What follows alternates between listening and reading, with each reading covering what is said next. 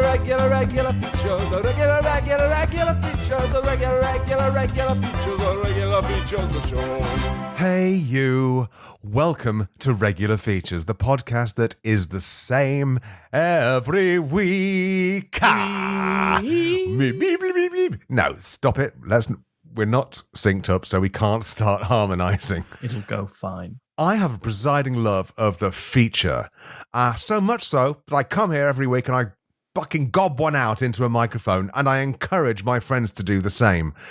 What are those features? Joe Scrabbles, what is your demeanour and what is your feature? My demeanour? Sanguine. My feature? Well, let's just say it's got a hint of scandal. Lovely to see you ruddy-cheeked sanguine friend. And who's this sickly choleric friend down below? My name is Steve, and I'm feeling enervated, which actually means a lack of energy. Yeah, it sounds like effervescent, but it's the opposite. Yeah. All your essences have fallen out. They're on the floor. They're up to my shins in vescence, and I don't like it one bit. My feature this week is all about that lovely pink sludge that makes your belly do grumbles or stop grumbling. No, what does it do? That lovely pink slime that you drink that makes your belly all good and happy for you. It puts a Pepto Bismol in your Stepto Bismol. Feeling dismal? Put some Pepto in that Bismol. That's a better tagline than you came up with in the entire... Well, not you. They came up with in the entire feature. Well, my name is Log, and I have learned that birds do something that I never really thought about birds doing, but apparently they do it a lot, and on your table and into your ear. So, buckle up for that if you want. Features. The regular features. Spooky noise in your ears. Features. A regular features. Ghosts and wolves with teeth coming into your bed. Boys, you all familiar? Oh, now it's time for Steve's regular feature. Oh, shit. Fucked it. That's it. That's a 600 episode run down the pan. The end. The end. The podcast is over. Get out. You familiar with television and the advertising therein? Oh, the adverts, absolutely. I've never watched an episode of anything, but I love watching the adverts in between. What's the biggest ad right now on telly? Coca-Cola? Calgon. No. Washing machines are bigger with Calgon. It is kind of like Calgon. What is it The then? Tough Baby from Is Fairy? it Tough Fairy Baby? It's not. It's Pepto Bismol. Oh, Calgon do for they- your mouth. Yeah, for your insides. Is Pepto Bismol the one that's currently doing the ad where the guy goes, diarrhea? That's the I one. love that advert. I love it. It's become Britain's most hated advert because people don't get when something is actually brilliant. Not this Britain, Not the Britain I know. which is me and no one else. I cannot truly know anyone but myself, and I am Britain, and I like diarrhea. If a man singing diarrhea in a cafe doesn't delight you several times a day, Yeah, with a, and I don't want to make a pun, but a shit-eating grin. like these people are thrilled to have whatever's going on with their insides happening to them because they get that sweet, sweet taste of Pepto Bismol. I think they're doing it to themselves. Some sort of, what's the Munchausen? Is it by proxy? By proxy is if you do it to someone else. Do it to someone else. Yeah, they're just Munchausen. Munching their own housing. Like, Doctor, Munchausen thyself. So I thought I'd do a little feature, and it's called You Are a Filthy Little Boy Who Works at the Cafe from the Pepto Bismol ad. Can you figure out why everyone who comes here keeps getting diarrhea? Before we start, do we need to put in at least just a tiny clip of the guy saying diarrhea? So Oh, yeah. people... I'll pepper it throughout. Oh, good. Much like he peppers his toilet bowl with diarrhea. And just to clarify what happens in the... Oh, have you not seen it? I've seen it, but there's another advert where people keep bouncing their asses around, and I get confused with all the bum-related stuff and adverts at the minute. Oh, I think I know that one too. The diarrhea one, has everyone in the calf got diarrhea, or is he just waltzing in going... No, they've got all different ailments. They've got nausea, heartburn, indigestion, upset stomach, diarrhea. So this is very much a 7 Deadly Sins calf, where all of the evil demons of eating stuff live. I know. I know that Anna is directly outside my door, and all I've said multiple times in the last 2 minutes is the word diarrhea. She's counted. She's just done her clicker counter again just then. Good nightclub bouncer. You are a filthy little boy who works at the Greasy Spoon from the Pepto Bismol television advert. You are an absolutely rancid lad whose job it is to touch all of the raw sausage meat and rub the plates and cutlery against your bare chest and belly while groaning. Everyone who comes here keeps getting their shits and singing a really big song about it, a mystery that has plagued the family business for years. Hello, boss. It's me, the moldy wet son who works for you. Good morning, you putrid wisp of stench. You're late. Sorry, father. I've just been at the local hospital touching my eyeballs against all the door handles. It's my hobby, as you know. Well, that's okay. Our regular customers haven't arrived yet, so you still have time to get undressed and dip your scabby legs in my big vat of overnight beans. Those like overnight oats, but for baked beans. That's why I called them my overnight beans. They'll have developed a crust by now, so you'll need to fist your way through the first 3 inches. Just then, a cyclist, a lollipop lady, a policewoman, a street cleaner, and a construction worker walk in. For some reason, they're all dressed in pink and yellow, the brand colours of a type of magic custard that makes you shit if you can't shit and stop shitting if that's all you can do. That's them now. I bet they'll be wanting their usual breakfast of unwashed salad leaves and room temp ham hock. Then it'll be all diarrhea this and salmonella that. Why are they sick so often, father? Probably 5G or something, who knows? Well, I have made it my mission to find out. Okay, I literally don't give a fuck. Do you? A. Chew contemplatively on the end of a fork while you try to think of why everyone who comes to your cafe contracts serious bowel disease. B. Ask your ma'am, Katie Pettifer, who is the head of the Food Standards Agency. Or C. Climb into the overnight beans and do reverse Kegels. I feel like, as a little Grubby boy. filthy boy who just wants to know what's going on in this crazy mixed up world of his, Well, we've got to think it through. you can do that. I mean, obviously, I've just said I literally don't give a fuck, but I will indulge your child's curiosity on this one. I don't know what a reverse Kegel is, but I imagine the result, if you did it in a tub of beans, would be Diarrhea. I imagine you've got rubber bands around your legs, so your legs naturally snap shut and you're trying to pump them open. ooh. Yeah, I know, Okay. right? Kind of horny, right? It is. There is something a touch horny about this feature. I can't put my finger on it because it's really disgusting, but kind of hot. I don't know. It's just the joy with which they have diarrhea. It's a lesson for us all. It's an adult boy, by the way. Oh, good. So we're going A, yes?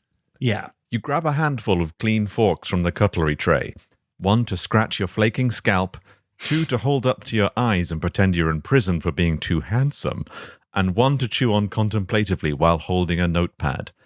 You remember you haven't scraped down your oral candida today, so you kill 2 birds with 1 stone by slowly sliding the silverware into your mouth until the tines touch tonsil, which makes you gag and splutter uncontrollably near an open bucket of mayonnaise. It's no use. You can't think of a single reason why everyone who eats at your cafe gets nausea, heartburn, indigestion, upset stomach, and diarrhea. So you give up and carefully place all of the cutlery back into the tray, ready for today's service. Well, that was a damp squib of a guess. You guys really bummed the goose on that one. Pardon? I don't know. I'd like to call my mum. Yes. I'm afraid of not knowing things unless my mum says it's fine to not know things. Yes, let's call Mrs. Pettifer. You call your mum Mrs. Katie Pettifer, who happens to be the chief executive of the Food Standards Agency. Hello, Food Standards Agency, Katie Pettifer speaking. I've forgotten my voice. Hello, Mom. It's me, your pestilent boy. Remember when you gave our cafe a food hygiene rating of 4 and you said you didn't give us a 5 because you wanted it to look, quote-unquote, real? Yes, of course. A 4 looks more real than a 5. Well, a bunch of village people-looking motherfuckers keep coming in and crowing about how their guts have all blown out of their asses. Oh, yeah. That's because of you. What? I suppose you're old enough to know the truth. You see, you were born wretched and covered in old string and plasters and that. Your father wanted to give you away to a bum orphanage, but I insisted because I love you and I never want you to feel bad about your weeping septic head and body. Oh. We thought you might grow out of it, but as you got older, you only became more festering and squelchy. So I gave you a job at the family cafe, so you could suck on malt vinegar bottles and black puddings under the counter where nobody would scream and vomit at you. I see. And I abused my station as the UK's leading authority on which cafes have pubes in the sandwiches to give the cafe a 4-star rating, not a 5, because I wanted it to look real. So I'm the reason that everyone who comes here gets nausea, heartburn, indigestion, upset stomach, and diarrhea. Yeah, all because a mother loves her son. Is that a crime? Last time I checked, it's not a crime for a mother to love her son. Unless woke changed all that. It's not a crime, Mama. I love you too. I love you, son. I love you so much. Okay, baby. You're my diarrhea. I made you myself. They both start vomiting. Yeah, so that's the reason why that cafe gives everyone the runs. And then some. Because of, in a word I learned from the Puzzmo crossword this week, agape. Conditional, unconditional love. I learned well. Agape. Agape. Agape. I got paid for my food. I shit my pants. That should be the new Pepto Bismol ad. Yeah. I hate paying for food, and I've just shit myself. How can I make these two things combine? With a sort of pink slime drink. It does do that, though. It does toggle your shit, doesn't it? It is a shit toggler. I've never had Pepto Bismol in my life. Nor have I. What does it taste like, Log? Tell your children. I've never had it. You said it toggles. No, but You've that's been based on toggled. based on Steve's information that it makes you shit when you need to and stops you when you don't. And so it's all you can do. Steve has got all the information here. You're a liar. You just I'm paying attention. You said it does toggle, you doesn't it? Which implies that you've had it. You're too embarrassed. You make it sound like I've spent all day in a laboratory taking it and then waiting for the opposite to happen to my bum. You talk about shit on 3 out of 4 episodes of this podcast. If I'm to believe you haven't had Pepto Bismol in your life. I go, oh, naturel, I do not fucking... I am a natural shitter. I will not be part of the enhanced shitting games. So what you're saying is, none of us have ever had Pepto Bismol. I've got an idea for an in-person podcast. We're gonna toggle, baby. We're gonna toggle. Toggle. Oh yeah. You shitting? Not anymore. You shitting? No? Prepare to shit. Here we go. Oh no, I took a double dose, and now I'm exactly the same as I was. Oh no, because the way I wasn't good. There and back again, like a hobbit, except for my ass. Smell, smell the well, smell the well, smell, smell the well, smell the well.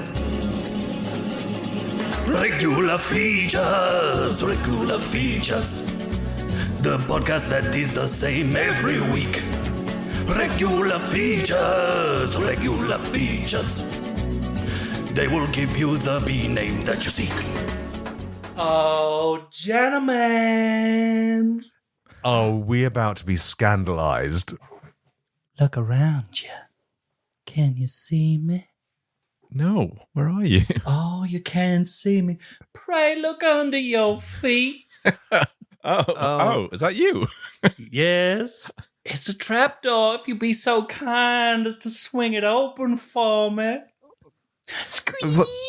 Oh, hello! We were Would you stood hold on the my trapdoor. Don't talk over me lest you scandalize me, Jonathan Logathan Blythe. Oh, my full name. I'm in trouble. Would you hold my pizza box while I climb out to greet you? Sure thing. Why, it's me, Eliza Yuxmiller Omar Sharif, former debutante, half-orphan, and eternal enemy of this revoltulating podcast of yours. When we first met, I was but a slip of a girl, a debutante, wearing a dress 10 foot wide and pulling herself up the rungs of the big gold ladder of high society. But you cruelly used hooks of scandal to pull me from my perch and into the mire of the lowbrow. For you, that was simply episode 599 of Regular Features. But for me, that day shall live in infamitude, to be known by a crueler name. The 19th of July, 2025. Of course, not content with your vicious billiardation upon my thin, elegant brain, you then conspired to accidentally kill my father in a subsequent feature, leaving me without not only my fine reputation, but lacking a daddy for whom I could weep to and say, "Those brutes!" Of course, the last feature ended with me declaring that I was now an assassin and would kill you. But that was deemed quite hard to write, and I have instead sought legal recourse. Please, open the pizza box. Squeak! It sounds like the trapdoor. It's made of the same materials. It's a pine pizza box. With rusty hinges. Well, it's been in my family for a long time, Mr. Blythe. You will, of course, not find an unctuous pie inside, but a letter. You have been served. Noise. And in the interest of time, I have also concealed inside my huge clutch purse the local judge. May I introduce the venerable Hammer Tapper Goob?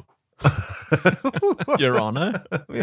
I sentence you to community service for a period not to underfall the length of one feature. Thank you, Mr. Gub. Please step into my purse once more. I'll see you very soon, I'm sure. Perhaps we'll take tea upon the stallion's penis, our town's highest tower. Goodbye. Now, unfortunately, from I hope we see him. I hope we see him again. He was my favourite character so far. No, he's gone. Don't get your hopes up. Now, unfortunately for me, the vagaries of bureaucracy in the fair municipality of North Carolina, a place where I surely live, and on occasion, should the mood take me, breathe, have resulted in your community service being assigned to me. While I recoil at the very thought of inviting low-down debulators such as yourself into my vicinity, I have need of help today, For as I'm sure you're aware, tonight marks the preeminent social engagement in all of it's the governor's octo-annual Big Piggy Dinner. And after nigh on a year of social exclusion, I intend to make my grand re-entrance to polite society and take my place at the high table, clinking crystal flutes with the finest folk and making chit-chat about the successful obese. Now, what I need from you is help with putting on my ludicrously complex hat, shoes, and cardigan. Cardigan. You know, you got a cardigan. And what I don't need from you is to be... I've kicked my desk. I apologize. And what I don't need from you is to be scandalized at any point in the process. You are legally forbidden from saying anything like pig shit or asshole or your asshole is chock full of pig shit. We will begin with my hat, which is made out of 12 alligators, freshly caught in a net as they took turns riding the local waterfall like it was a damp roller coaster. Now, I'm just going to turn around so that you can reach the fastenings, and don't you go whispering anything scandalocious and making me think there's a rude ghost in here. The narrator is here to say, whisper scandalous things that make her think there's a rude ghost in here. Have you heard the whispers coming from the corner? Steve, have you heard them? Are they whispering something scandalous, perhaps? Well, they're saying that there's an enormous amount of side boob visible on this former debutante. Oh, She says it's got all lipstick on them like they've been kissed by a Wally. Wally's kissing side boobs. That's scandalous. Surely what I'm hearing isn't true. Wait till I tell Professor Frankenstinkers. Oh! Well, Spectre or Paul Tegeen would say such things about me and Professor Frankenstinkers. Why, I don't even expect Hungry Hubert, our local cartel drugs mule, has heard language as rapscallious as that. And look at the effect it's had on my hat. All 12 alligators have opened their mouths in shock, such that it looks like they're screaming at how disgusting my head tastes beneath them. Now calm yourself, Eliza. For if all goes to plan, no one will be looking at your head, such as the magnification of your gaudy shoes. You, podcast boys, each of you fetch one of my shoes. You know them when you see them, for they each look like a block of gold bullion, shining bright as like on the summer solstice, when the good folk take out their rowboats and kiss one another on the tips of their lips. And be careful with those shoes you hear. They're extremely susceptible to hot gossip. Any excess scandal might cause them to melt into impolite shapes. I'll just be on the other side of the room where I surely cannot overhear. Unless you're a lot more resilient to scandal than you used to be. Well, from over on the other side, I think I caught what you were saying. And what you were saying is, I'm resilient. Now, the thing about me is, you done this twice, and it's fucked up my whole life. So, yeah, I'm a little more resilient, okay? So sorry for not realising you'd travelled across the room because you didn't make your traditional scuttling sound.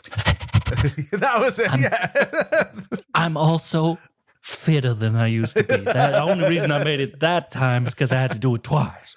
Now I'm going again. Oh my God, it gets worse. The narrator is here to say, perform scandalous gossip about Eliza to melt her shoes. I have heard. What have you heard, Don't Steve? tell Eliza. Oh, my lips are sealed. My ears are wide open. Ms. Eliza, Go on. of an evening, Yes. traipses behind the churchyard, And? does a piss Oh, God. Onto on what? Onto what, though? a hat.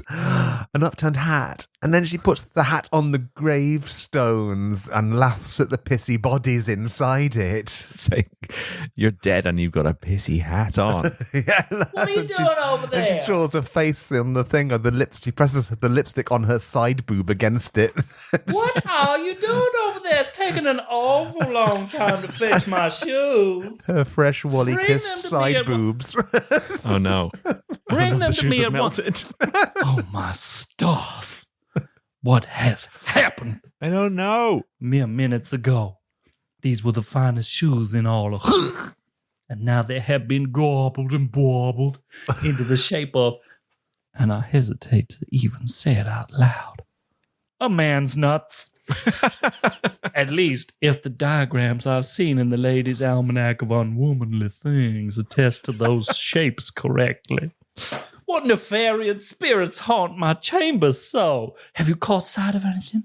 Perhaps a wisp of smoke in the shape of the Witch of Westbrook, who they say will curse a girl for sport. What? Didn't catch that one. Curse, I'll spell it out for you. Curse a girl for sport.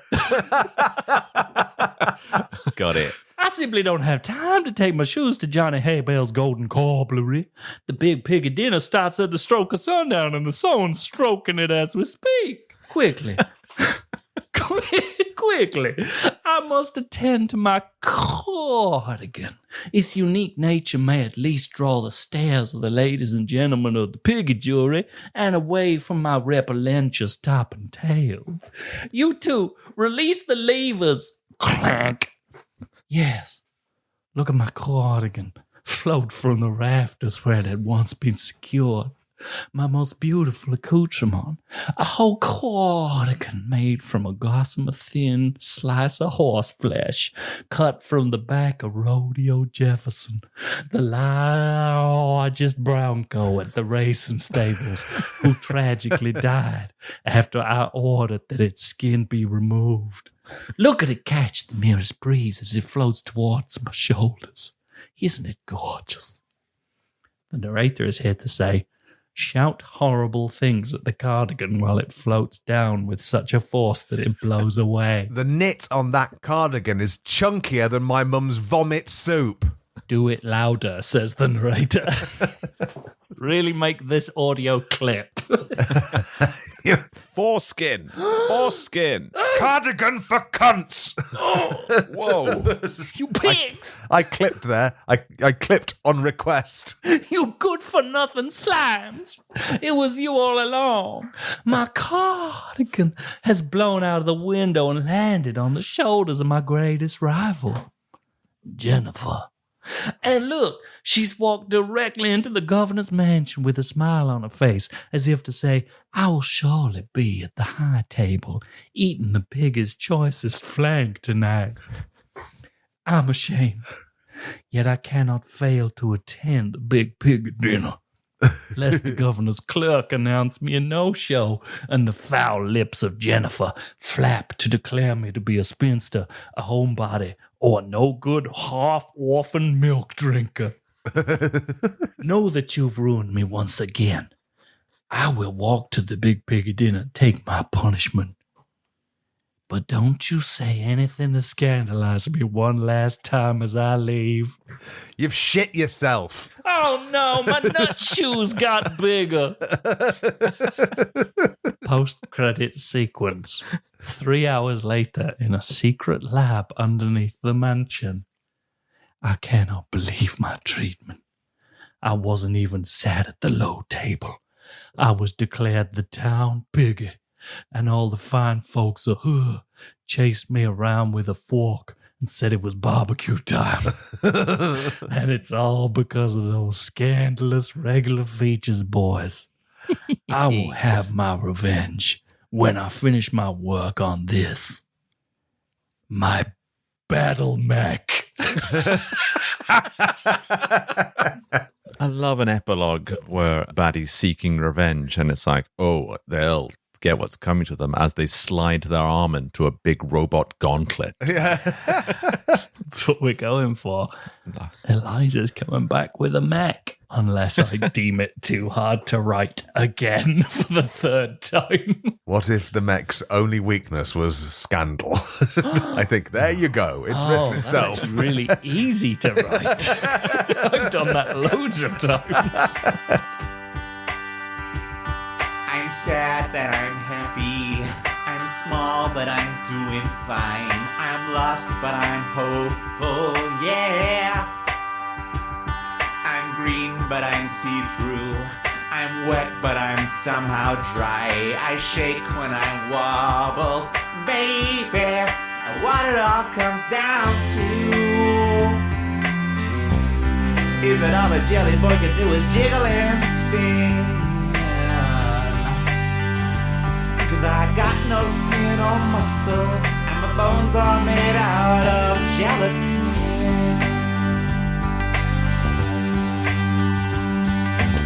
Right, lads. I think you know that we all know and love birds. Yes. Yes. Absolutely. Steve, Springwatch. you're no... Yep. Steve, you're no stranger to a chaffinch, and Joe, what you don't know about beaks can be tattooed onto a warbler's eyelid. This is a bird-positive podcast.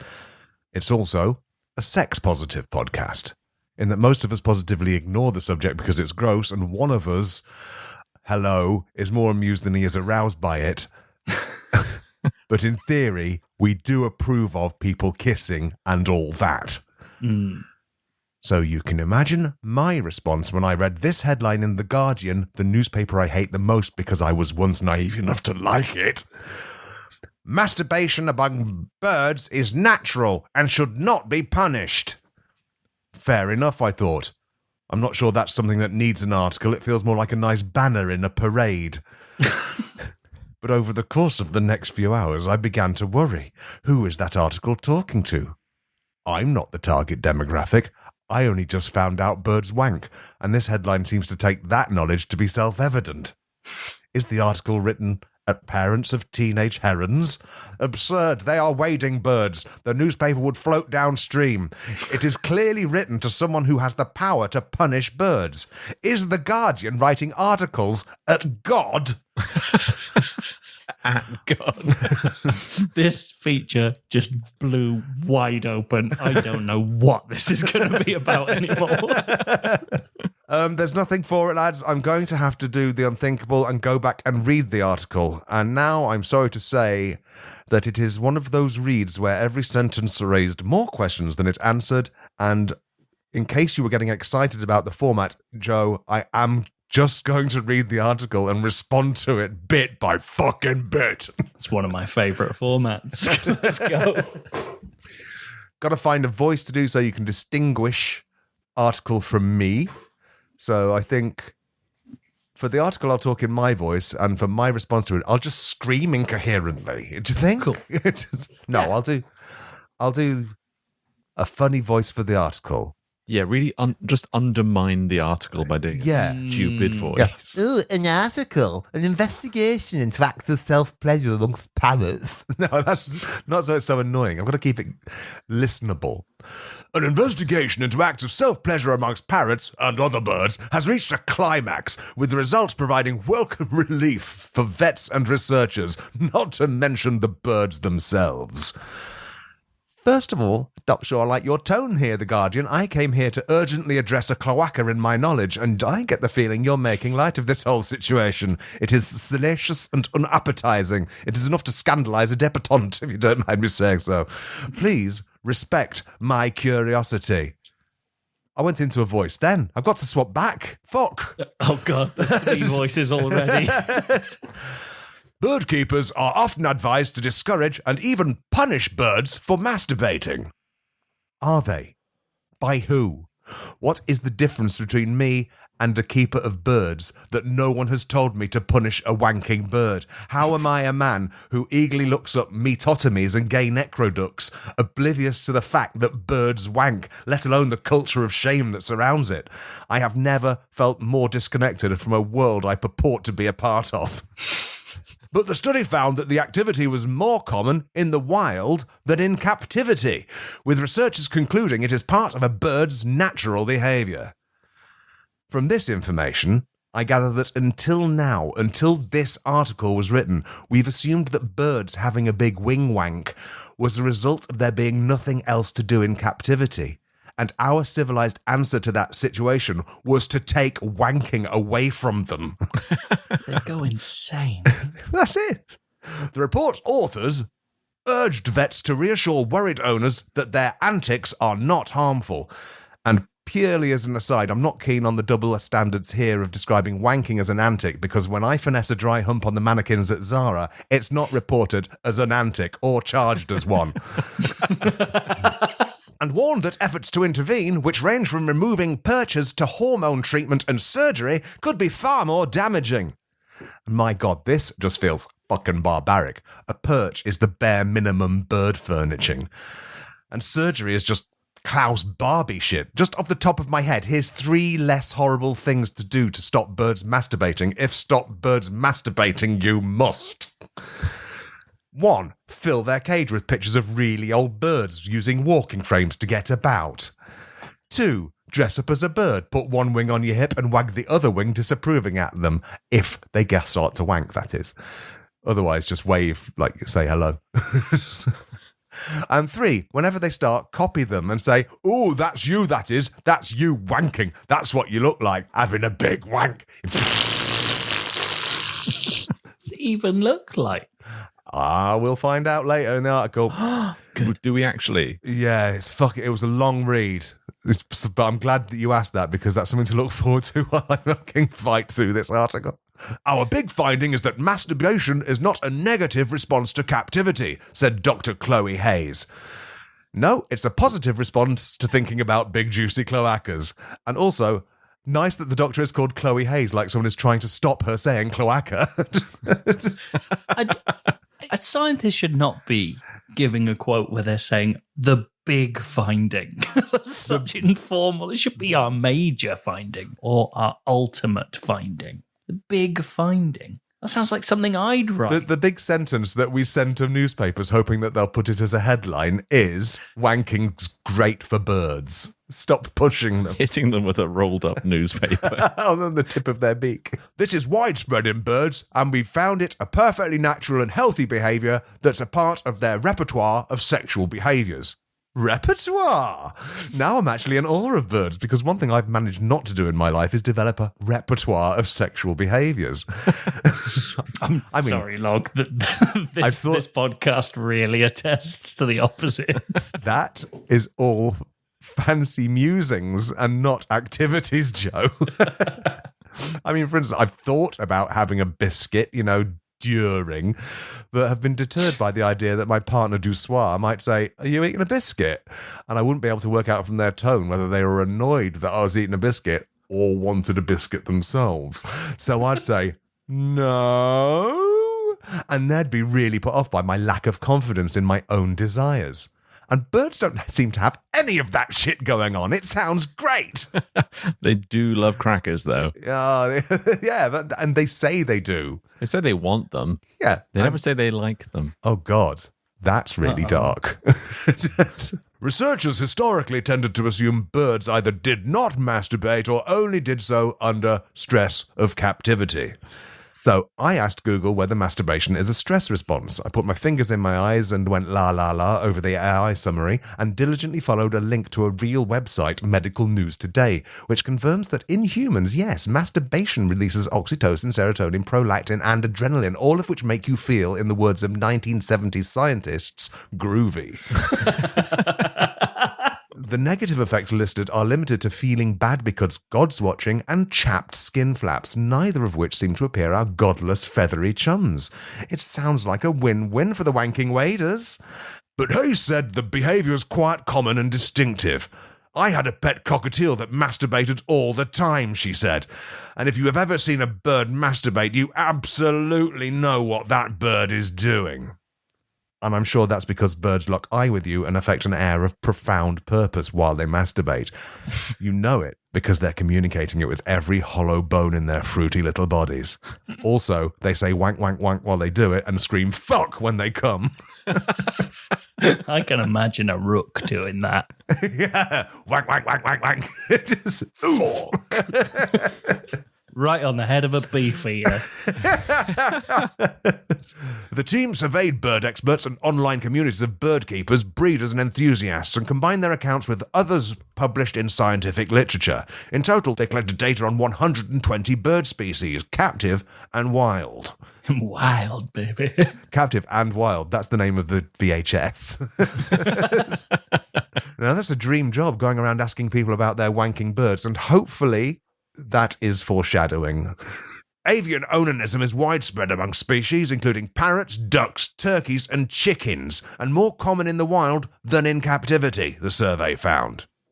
Now, I thought all chickens were girls like cows, but apparently chicken is the umbrella term for hens and roosters, so I'm really brushing up on my 5-year-old syllabus here. So I'm really revising my what 5-year-olds know here. And the fact that I'm even saying this shows that I'm slightly more surprised by female birds wanking than I am males, which means I'm probably coming at this from an ignorant gay man perspective. Am I ready for the bird sexuality bombshell that comes across in the next line of the feature? Slightly more accounts mention males, but females were by no means exempt. Exempt. Hey, ladies, how does it feel to be by no means exempt from wanking? I do, but knowing that, I do feel embarrassed by my initial response to chickens wanking now.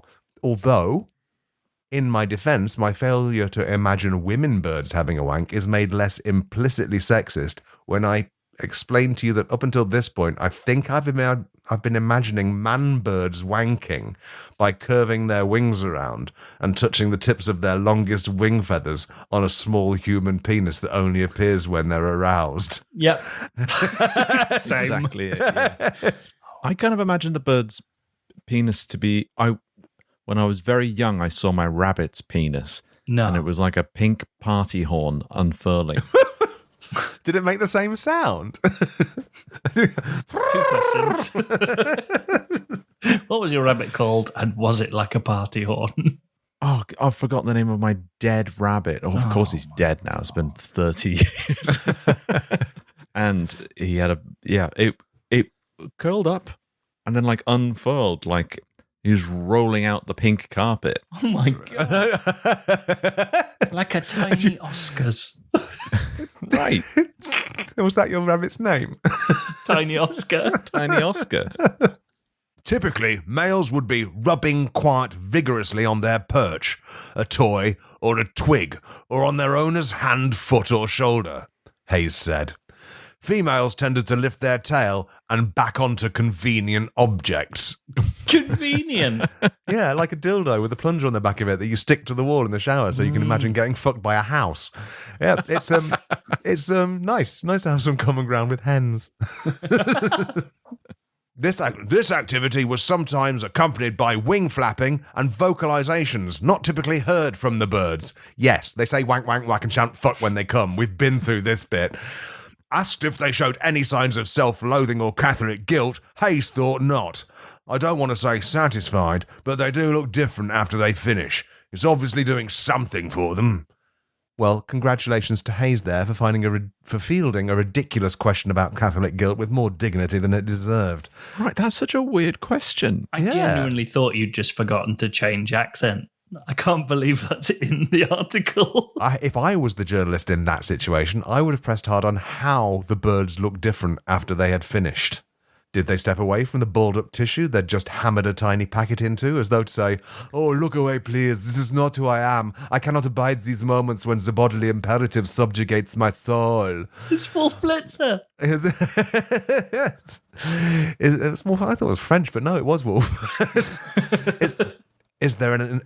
Do they give off an ineffable sense of completion, tempered only by the knowledge that the urge will return until one day you'll wank your last wank in almost certain ignorance of that fact? Accounts from hobbyists revealed that some owners have sought veterinary help when they caught their birds masturbating, fearing that the animals might hurt themselves. And now that's more revealing about the dangerous wanking habits of the bird owners, personally. Every concern is a confession with these fucking guys. In turn, some vets have suggested disrupting the behavior by removing perches and toys and not stroking the birds in certain spots. What the fuck? The advice is don't wank off your own bird. Exactly. It's two very different approaches to reducing horny bird syndrome. First, you have the option of removing their perches and toys, essentially to eliminate their quality of life until they're so despondent that having a quick wank feels as alien to them as flying across the sky or tasting a fresh, soily worm. Or B, don't honk off your budgie. Yeah, stop patting their dicks and shouting at them when they try to finish the job.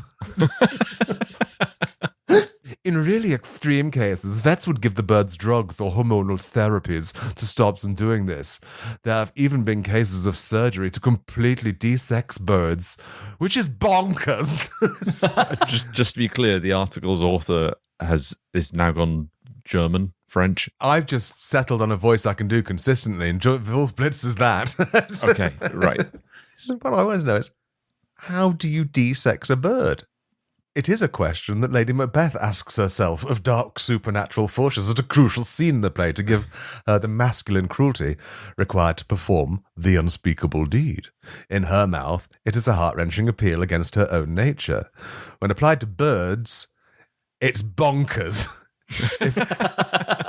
If only Hayes had been at the banquet when the ghost was doing spooky queefs on the potatoes, she could have come up and said, "You're bonkers, you," to Macbeth, and he'd have snapped out of it and said, "Oh, fucking hell, what am I like?" And he'd still be king today. Vets shouldn't be advising owners to stop birds doing this unless it's obviously caused a chronic problem like a prolapse. But that's the absolute minority of cases, Hayes added.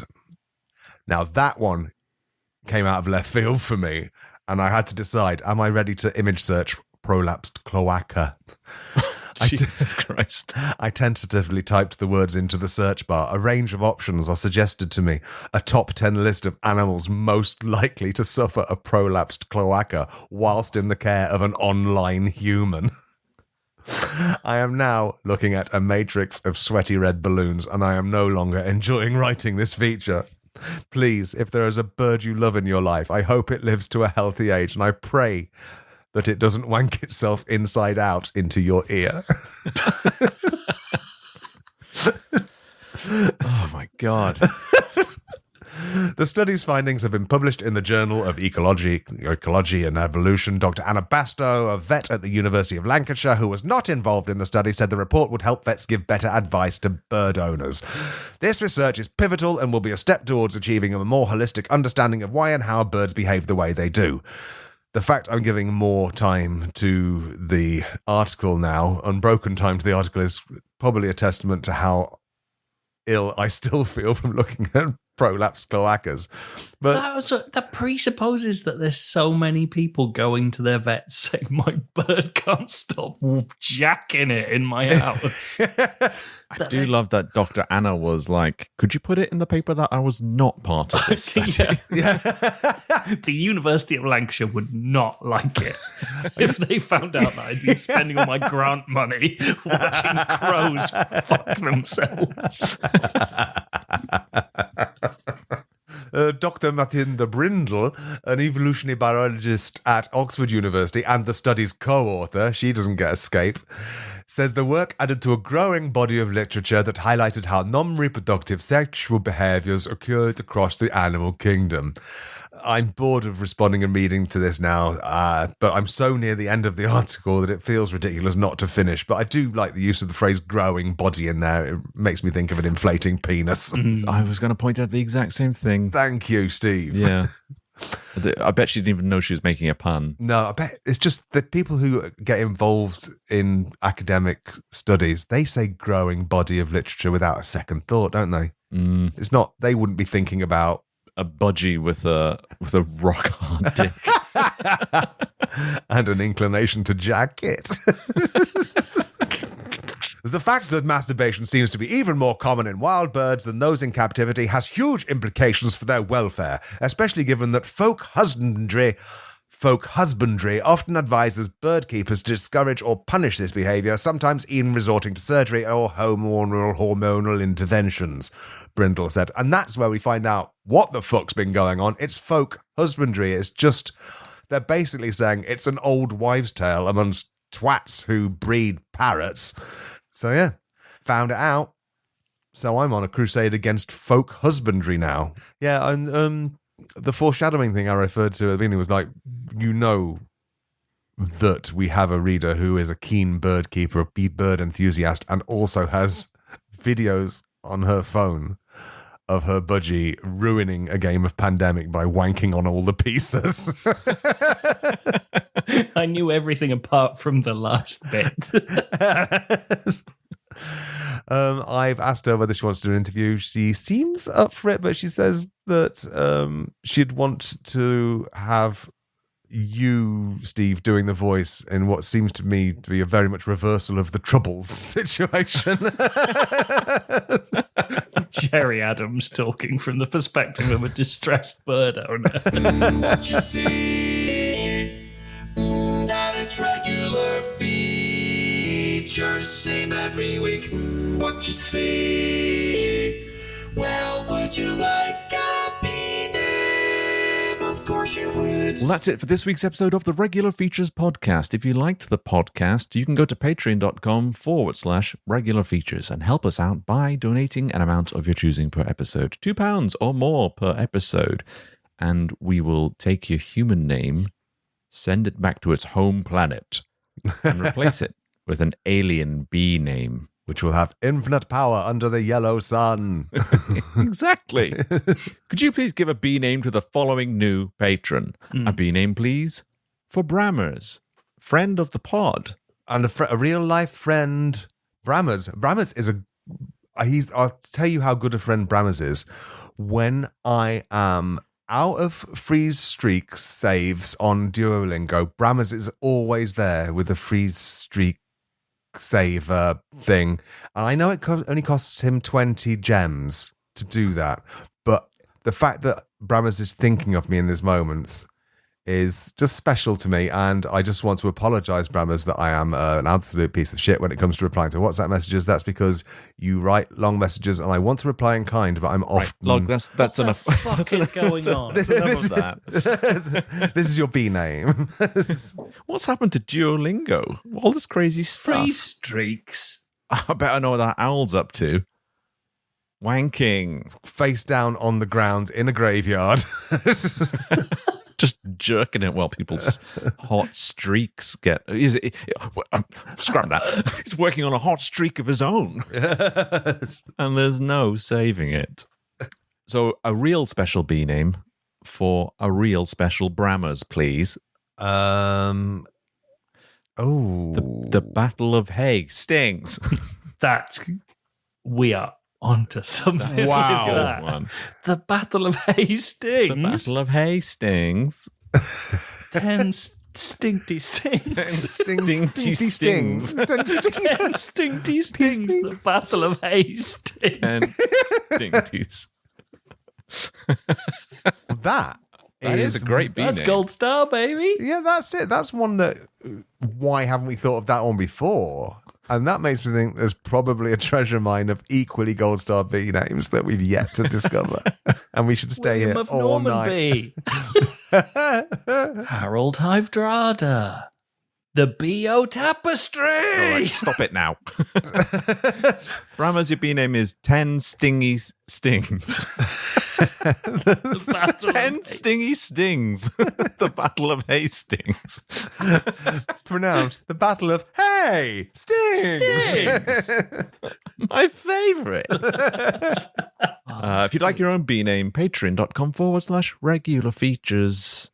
You'll also gain access to the Beehive. That is the Patreon exclusive Discord channel where we hang out, share recipes, and evidence of our crimes. Yay! Let's take a picture for the Behind the Scenes channel. Watch out. Everyone look like you've just solved a crime. Great. Steve looks so placid about solving that crime. I can finally relax. That crime had really been making me grimace.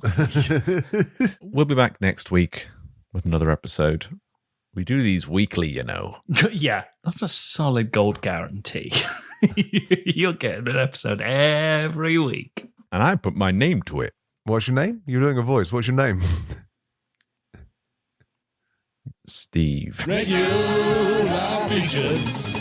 Regular features. Regular features.